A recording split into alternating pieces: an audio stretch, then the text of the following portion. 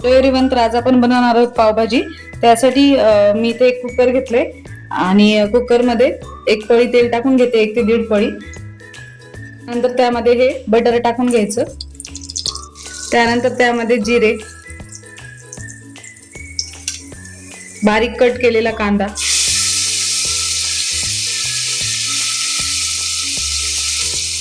हिरवी मिरची चे बारीक बारीक कट केलेले तुकडे आणि कांदा छान लालसर भाजू द्यायचा।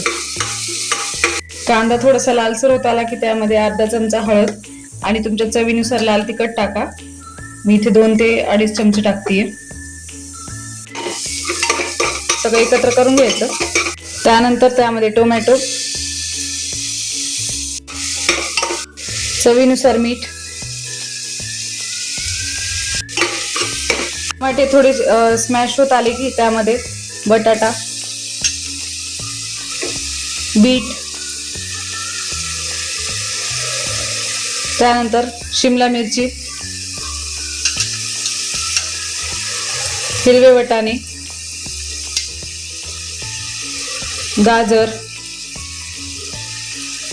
आणि फुलगोबी मी थोडी गरम पाण्यात शिजवून घेतली होती। त्यानंतर त्यामध्ये थोडीशी कोथिंबीर, हे सगळं एकत्र करून घ्यायचं। त्यानंतर त्यामध्ये सुहानाचा पावभाजी मसाला सगळं एकत्र करून घ्यायचं। नंतर त्यामध्ये पाणी टाकून घ्यायचं थोडंसं, त्याला सगळं एकत्र करायचं परत। नंतर झाकण लावून 3 ते 4 शिट्ट्या कमी फ्लेमवर घ्यायच्या। कमी फ्लेमवर 4 शिट्ट्या झाल्यानंतर तुम्ही पाहू शकता। त्यानंतर आपण स्मॅशरच्या साहाय्याने सगळं स्मॅश करून घेऊया। प्रकारे सगळी ती पावभाजी स्मॅश करून घेतल्यानंतर त्यामध्ये थोडंसं लिंबू टाकून घ्यायचं आणि बारीक चिरलेली कोथिंबीर टाकायची।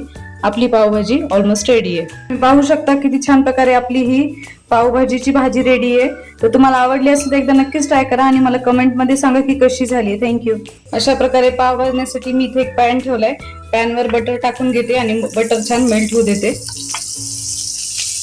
त्यानंतर अशा प्रकारे मी मध्ये कट करून घेतले पावला आणि त्या बटरवर पाव टाकून घ्यायचे आणि वरून पण थोडंसं बटर लावायचं। मी उलटे करून घेतलेत आणि परत त्याला थोडंसं बटर लावून घेतलंय। प्रकारे आपले हे पाव रेडी आहेत। पाहू शकता किती छान प्रकारे आपली ही पावभाजी आणि पुलाव तयार झालाय। जर आवडला असेल तर एकदा नक्कीच ट्राय करा आणि कमेंट मध्ये सांगा की कसा झालाय। थँक्यू।